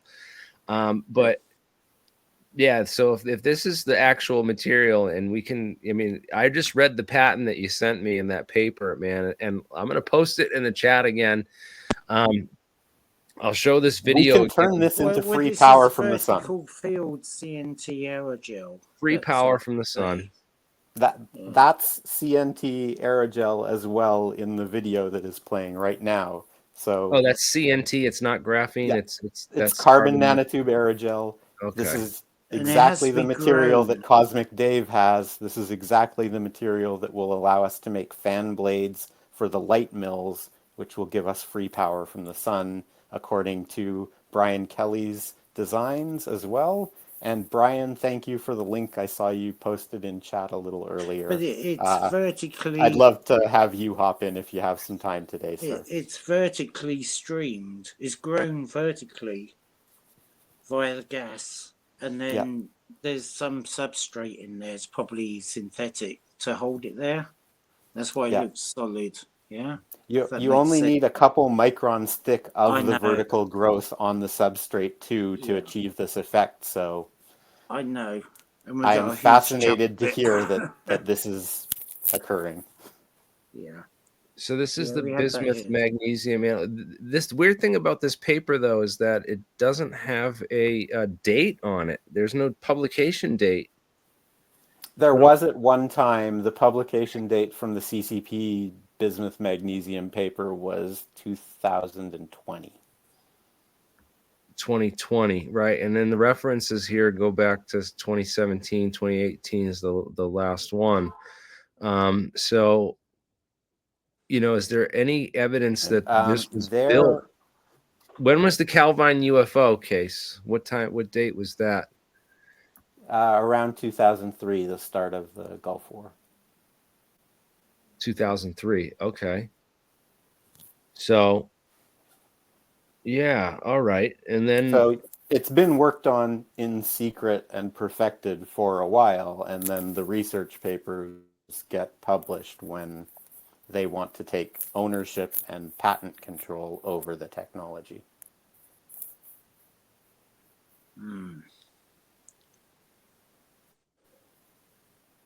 I mean, look at that. That's one of the best photos of a UFO ever taken. I wish I could blow this thing up.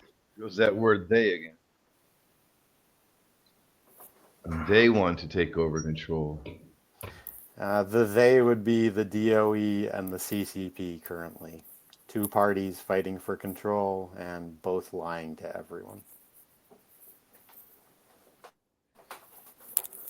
No, that's a stealth CCP. You talking about the Communist Chinese Party? Yeah, that's stealth. Correct. Yeah, they have their own aerogel drones, and they are slightly more advanced than the Department of Energy's version. This is a picture of the Sal Pais's patent right here. Okay, that's the inventor there. Yeah, his microwave waveguide. If you think about the bismuth magnesium shells, it's acting as Dr. Pais's microwave waveguide. It is using the bismuth layers to keep the energy trapped in the magnesium layers.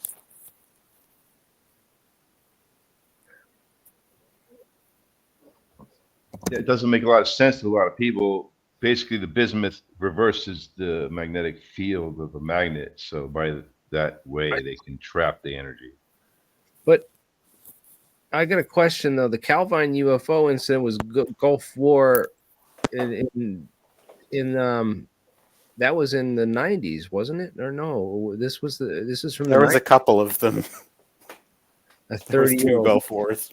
Yeah. So but what year was the Calvine UFO? You said 2003, but somebody's saying it was 1990 in August. So I'm just trying to look this up but I looked it up and I'm finding other sources saying it was 1990. Can I interrupt? It says it's 32 years ago, so approximately 1990. So before the first Gulf War, this was the prototype version. And if you fast forward to 2003, they've advanced to the tic-tac shape that was encountered by Fravor. That's British aerospace. Oh. So they got some stuff. Okay, so I got to look through all these other papers and pull all these other papers up now and really dig through this and all these other scientists, because this is, if we can, 76, 96, 96 is still too late. I mean, this is developing off of other things. So if, this is... Yeah, in the 90s, DARPA was also working on Project Walrus, where a lot of these technologies come from too. The stealth coding is specifically a technology that came out of the DARPA Walrus blimp program. What? And I agree, there is a lot of data here, and people need to take it in. The stealth coding. figure out. Yeah, no. I'm trying to get it all down, and I want to put the links up in the description because this is how disclosure works. It's not like you're just going to come out and show a picture of an alien and it's all over. Here they are. Yeah, you know? I'm here to answer questions. I'm happy to give my time to people to try and explain these concepts further. Joshua, go ahead. Stealth coating, are they using the bismuth and the magnesium also in that, or is it something black silicon?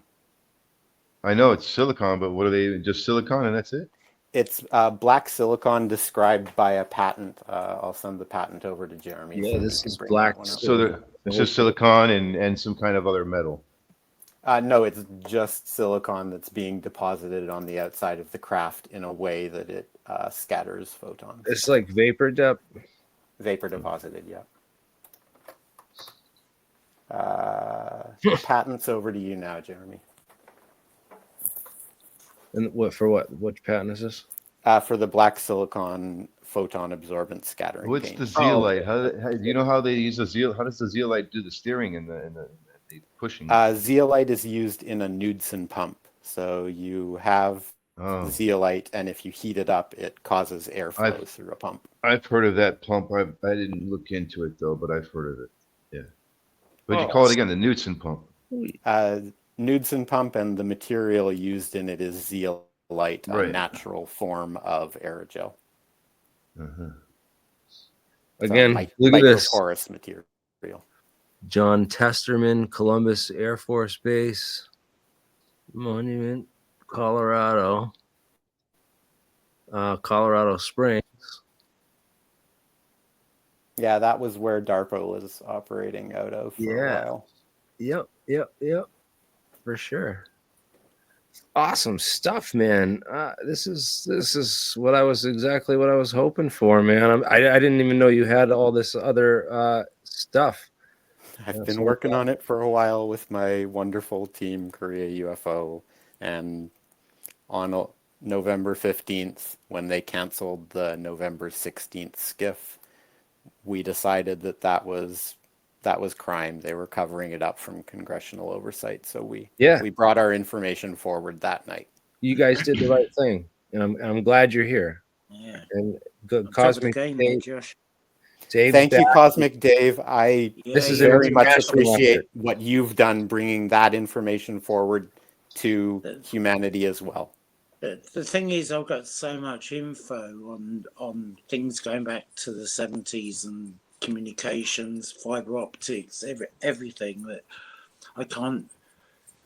Well, I'm a Spurs. If you want to talk to me, I'm all ears anytime. Everything, but really, you should do an APEC presentation and do a Q&A. I'd love with to, it. but I'm always too shy. But Tim Ventura is a fantastic person, and I will try and get more involved. But it's good, nice.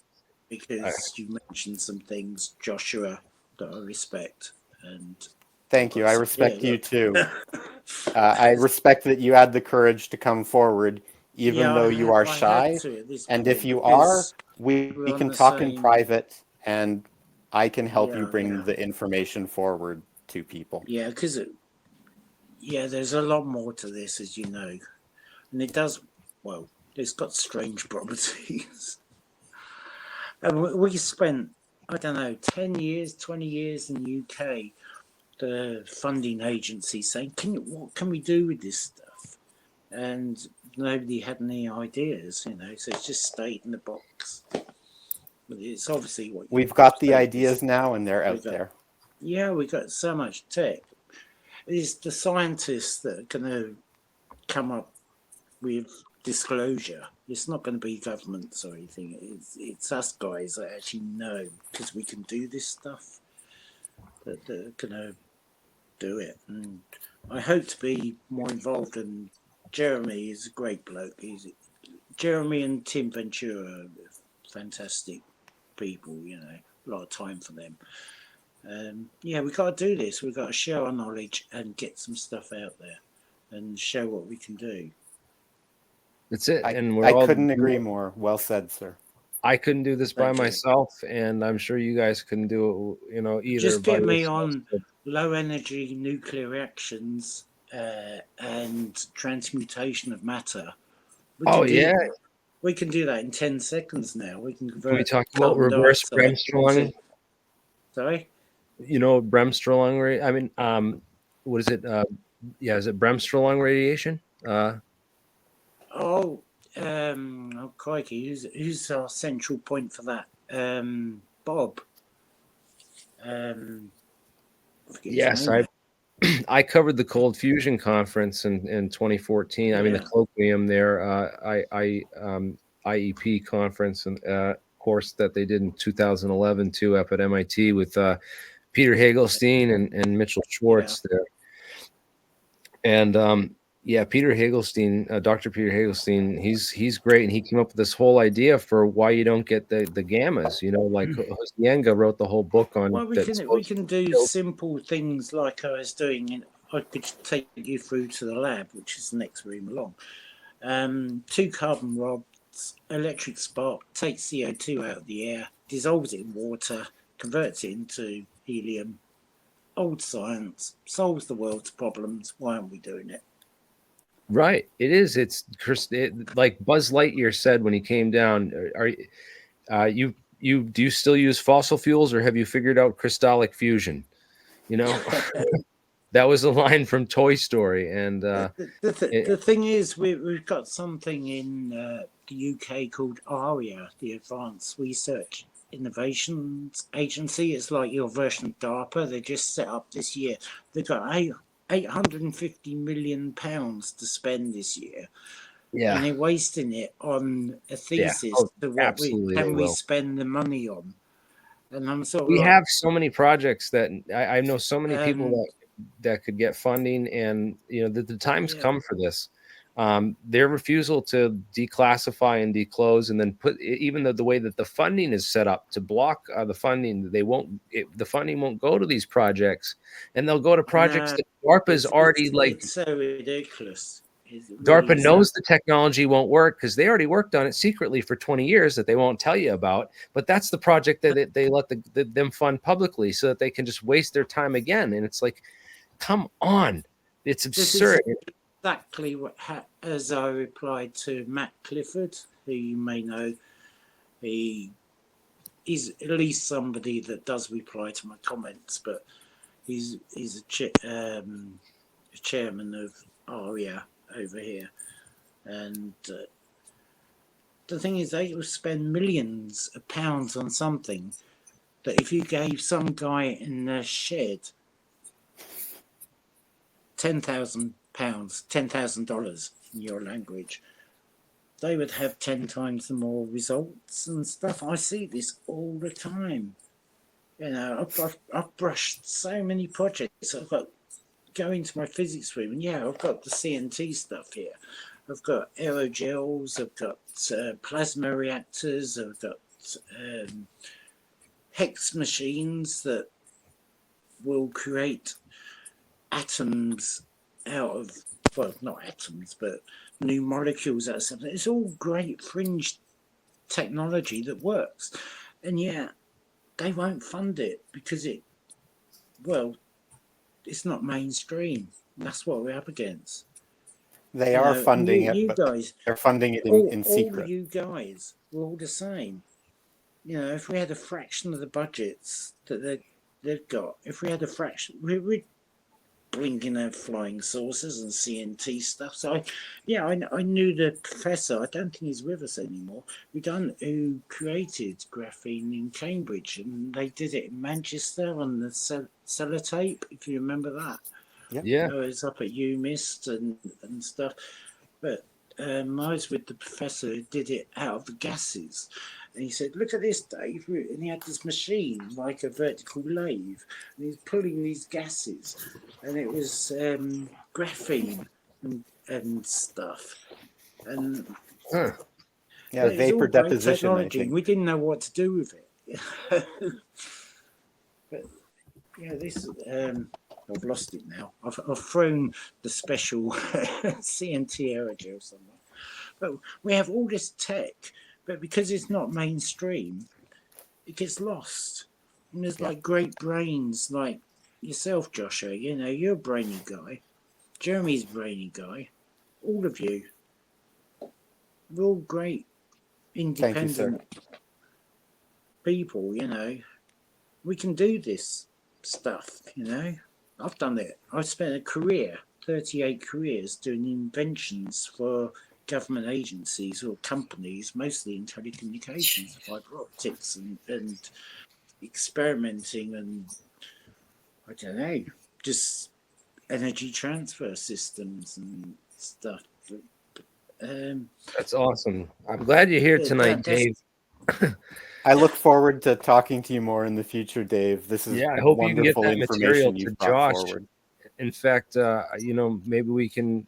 I'll talk to some friends of mine and see if we can get them the funds to fly out there to go get it in person, so that nothing happens to it in the mail.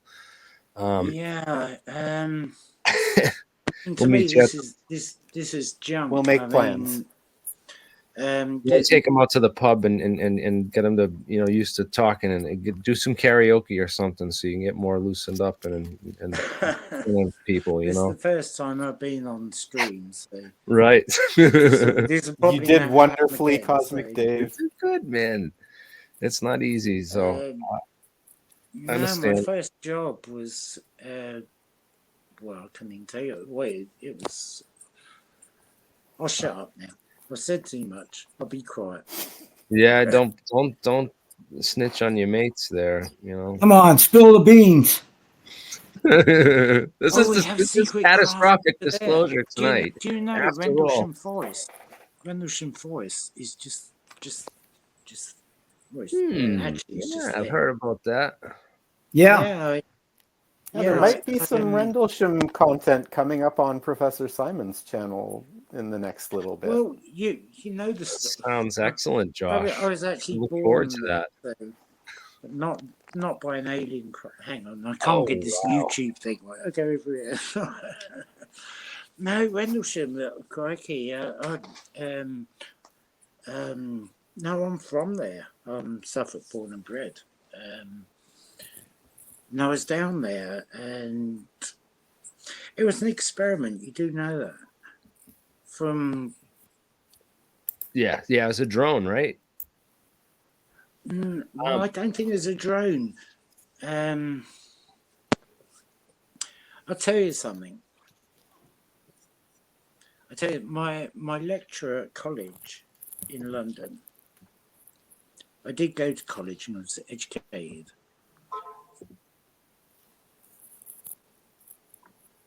What's that, mate? That was my phone. I got a message in. I should have my mic muted. I'm looking up some of these other papers here just to see what those were about. Brillouin zone integrations, material science and chemical engineering, storage on graphene. Interesting stuff. I'm gonna have to dig more into these patents. I want to know when that material was built, because there's I'm trying to play devil's advocate on this UFO material here. When is the chain of custody on this material? When was this found? Where was it found? Details about this. It's very similar to this patent, but the patent again. I mean, the paper you have. Well, I got to go back to the other page because that might have had the date on the abstract on the last page. I'll post all this in the description so people can dig through this and put it together. But yeah, August 2020, that was put out. Okay, yes, I'm just trying to get I want to put a timeline together of all these events and references and sort of figure out, of course, if it was classified and worked on before, it could be up to 20 years. But before this, which would bring us back to 2003, that would be fine. But if this is the Calvin, if this is 1990, in August 1990, that's, I don't think that the Calvin was bismuth magnesium. It was likely a different aerogel material.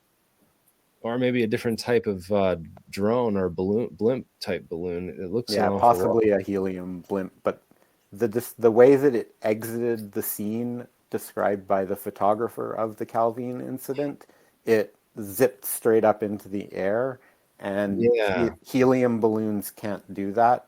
only aerogel vacuum lighter than aircraft can do that zip up into the air. Fascinating. And this, it's just so weird that the shape of it looks so much like that patent. I agree. I'd love to talk to Dr. Pais about that patent sometime. Well, let me get you guys. I'm going to arrange that, and I'll arrange to get you two on. Guys, this is catastrophic disclosure tonight, and we're going to be wrapping it up soon here in about 10 minutes or so. Unless Dave, were you telling a story? Did you get interrupted there? Do you want to tell the rest of your story?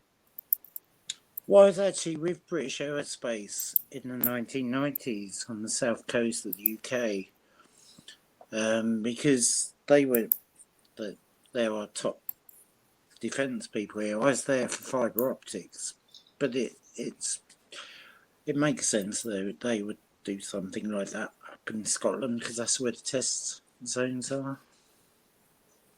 That's all. I'd love to hear from Brian Kelly too. Thank you for joining us again tonight, sir. Thank you, Josh. What's on your mind? Anything specific on your mind? I'm just here to answer questions. If you've got any stuff to share with us. Oh yeah. Well, I have one comment that might be useful. When you guys were talking. When you guys were talking, really good, and you're really loud, so you don't have to speak up. You just sit. You don't have to get close. Okay. Just sit back and talk normally. All right. All right. Sorry. Something that came up when you guys were discussing the bismuth waveguide about how it created a charge or a magnetic signal of some sort. I would just add that. I believe a charge like that, either way, electronic or magnetic, may be controlling how much terahertz is going through this thing. Does that make sense? That's the internal. Yeah. All right. That's really the only. The number of layers, too. Yes. Well, yes. Well, and, if you put something like that silicon thing, I was reading about that while you guys were talking. That's very absorbent, especially in the terahertz range, which is outer space, which is cold temperatures, which is most of the way between here and planet X is cold temperatures of space, terahertz. So you want to pull that into your skin, guide it through the waveguide, get that momentum, get that mass equivalence to explode it out for thrust. Basically, that's it. So I think, but it would be easy. That's just my idea. It would be very easy if you saw that and said, well, the terahertz is creating a charge. No, the charge is controlling the terahertz. Yeah, I think that's a red herring, though. Well, it's just my opinion. Yeah, but I've spent many years in radio frequency things and design networks and things. Well, for a start, terahertz is dangerous. I think the clue was in something that Jack Safati said today. And so you think what the terahertz thing's a red herring? Because in what way? I mean, I don't know if you know that story I covered about the guy that contracted there that was arrested for bringing documents home from work with him. He worked out at Wright-Patterson, Wright State University at the terahertz and photonics lab, and So I know that it's classified and related to something. And if you look up, he's a graduate student there at Wright State University. Terahertz is high energy, but unless you can get it to go one way, it's like the thing we're dealing with here is breaking through the quantum K constant of the universe to move. So you're talking about breaking the quantum balance between anything positive and negative. Like I see the universe as a liquid, and Oh crikey, I can't explain it. You got Alcubia is right, but we've got to do that on a quantum level. You've got to pull in through the toroids, and some of the work I do is with toroid transformers, but oh crikey, fractal transformers. So you pull in and pull in energy, and there's something there. I think the way that it's acting, the way that it's acting as a light pump or a toroidal energy that circulates the energy is the shell of this vehicle absorbs the charge, the energy, yes, and it is cycled between the bismuth layers in the magnesium layer as an energy that bounces around. And as Brian says, that act of the bouncing of the energy produces a terahertz frequency that can be measured. Yeah, it may well do. I don't know, but the end result is to get that jet where it can lock in a flux, in to so it is locked into the structure when it comes in. When it collapses, the toroids collapse in on themselves. So it pushes a force down that's relative to the positron, electron, or whatever you want to call the vacuum space is. It locks into that and then pushes off from that. I think that what these craft are doing is not utilizing that end step. They're just trapping the energy in the shell of the battery and then using that energy to charge and power traditional pumps. And that is how, with the lowered mass of the craft, they're able to produce such drastic accelerations. The thought that I had, you could also do that demonstration and an analogy real quick that I use. You're talking about ZPE there. Pyramid, I mean of a slope. This is the Chichen Itza the sound pyramid, will go to the and top. if you clap case, in front of it, this is what happens. And if it's there a cavity or a temple, like in this case, the echo will come back to you. If you clap in front of an Egyptian pyramid, nothing happens because the sound you hear the goes noise? away. But here, the sound comes back. Why? You see how the dull thud of that clap comes back as a high frequency chirp? Yeah. As it goes up the steps, its frequency is increasing. Then it gets reflected back from the top. A distributed Bragg reflector. It's a particle accelerator. And it's also known as a dielectric mirror. Frequency accelerator. This is a when you have those layers of the bismuth, magnesium, when that wave comes and bounces back, it does the same thing that sound wave did off the Chichen Itza pyramid. It turns the low frequency into a high frequency. So I think this might be how they're actually, generating the terahertz. But I could be wrong too. But the thought that I had while Brian Kelly was speaking was that if you read the Daily Mail's article about OGI and the CIA's retrieval of crashed craft, they mention that the CIA has a way to track these devices. And if you had a specific terahertz frequency being generated by the charge being bounced around in these bismuth magnesium layers acting as waveguides, that would be how you could track these craft. You could track the specific terahertz frequency being generated as the charge was stored in the shell of this craft. And that's something that I'm just starting to think about now, and I think that might explain how the CIA is tracking these craft. That's interesting. I've got to think on that a bit more. Instead of just tracking the exhaust, you're hearing the engine. Yeah, you're hearing the battery. For lack, you're sensing it somehow. The internal. You're tuning mechanism. to that specific frequency range and then trying to identify based off of that, because you can't look visually, you can't look with FLIR, you can't look with radar, because the material that they're made of scatters that. So instead, maybe they're just tracking the frequency itself. So what you're saying, Josh, is it's quantum. this is actually we have different quantum. Everything is quantum. It's all yeah, interactions of particle-antiparticle pairs. Yeah.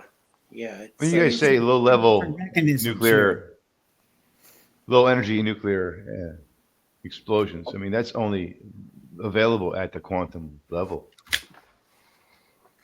Yeah, I don't think we have any nuclear technologies involved with these craft.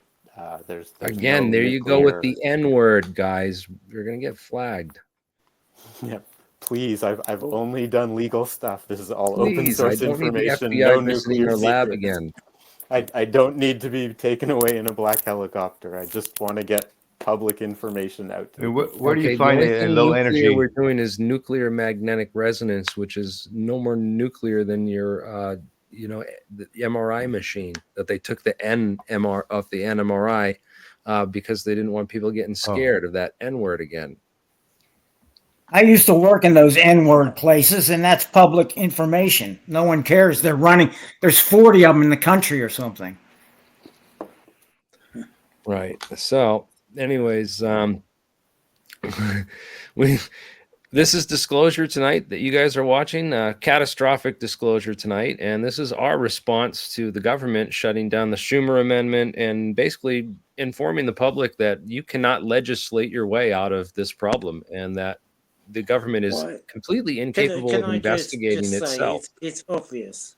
It's obvious the US government are not going to disclose anything. The only way disclosure is the UK government isn't any better, Cosmic Dave. I mean, there's the MI6 agent that they found stuffed in the body bag inside of his shower, inside of a suitcase. They found him, and they determined that he committed suicide and put himself in that suitcase. Well, one of my friends works. Well, I've got some friends that are quite close up there, but it's not going to come from government. It's too political, and it's going to come from scientists. It's going to come. I personally think the governments are trying to keep whatever technology they got their hands on from Mr. ET, but they're trying to keep the ETs away from us as well. Yes, that's the political side, and the engineering, and it's the economics. I don't think the ETs are trying to stay away from contact with us. I'm saying our government is trying to keep them away from us. Yeah.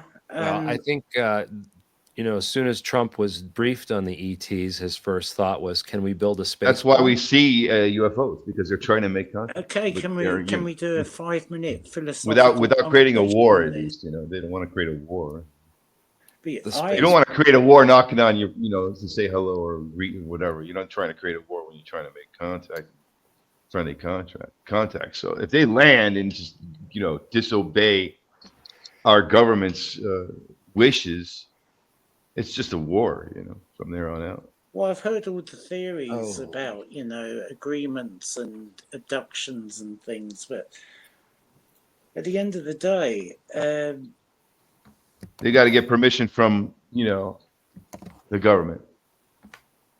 Yeah. I don't know, do they? And they're not going to get. Why else would we see all these craft, if they're not trying to make contact? Why would you see so many? Well, I think I ain't never seen nothing, craft but being seen are replicas. So we've that's true, but replicas. you go back 100 years, you're still seeing craft more than 500 years ago. Yeah, so if you go back, you still do see these, and you can find them depicted in cave art to some extent. I think that is the original source that was reverse engineered and is now being mass produced by DOE and the CCP. And that's accounting for the increase in the phenomenon lately. It's not that. So there's no ET. It's just man with high tech. There may have been ET at one point. We may have retrieved crashes that had bodies in them.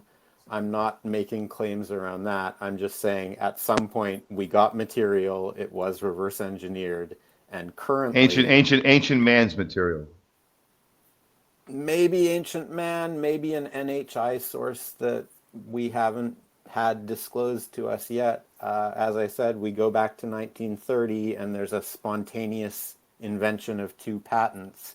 Those patents would be most likely reverse engineered from an aerogel pump, like a Knudsen or zeolite pump, that either someone had that magnificent idea like 1,000 years ago and we found one from antiquity then. Maybe it crashed from, as you say, a UFO with non-human intelligences aboard. But in 1930, from nowhere, we have the invention of I think we can go back to the Egyptians. You've seen their carvings and how precise they cut their stones. I think there's some explanations. We can do that with vortex laser sounds, phonetics, and I don't swear, but there's a heck of a lot more to this than we know about, like lost civilizations, lost knowledge. We're just a new civilization that came out of the flood. I mean, that are just being look at the temple. revisited to say, have you got any info? How are you rebuilding yourselves? And we seem to be making a mess of it now.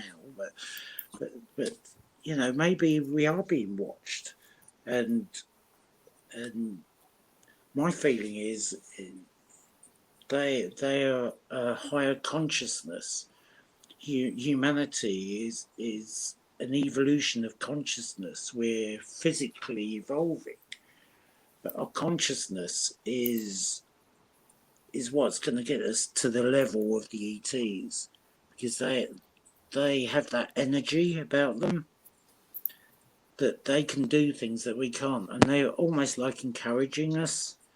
And the signs are there, you know, in inscriptions. I was at the British Museum last month, and it's obvious the signs carved in books and stuff. This is what you should be doing, and this was told to our ancients, but we're not doing it. There's one or two archaeologists that are now sort of non-mainstream that are saying this in the USA and stuff. I forget their names, but it's obvious. You know, you go out not down the road here, but into the Middle East and see pictures of people with space helmets on and carrying those bags. They're oxygen bags. You know, that's why they always carried them, because they were visiting. So, hello, we're here. I mean, the evidence is quite strong, but I may be wrong, of course. One piece of that evidence is, if you look right before the Gulf War invasion started, about 5 months prior, the tomb of Gilgamesh was discovered in Iraq. And I remember hearing about that. That is an actual person, and the archaeology discovered a body that was perfectly preserved. And it was coated in what is described as a resin.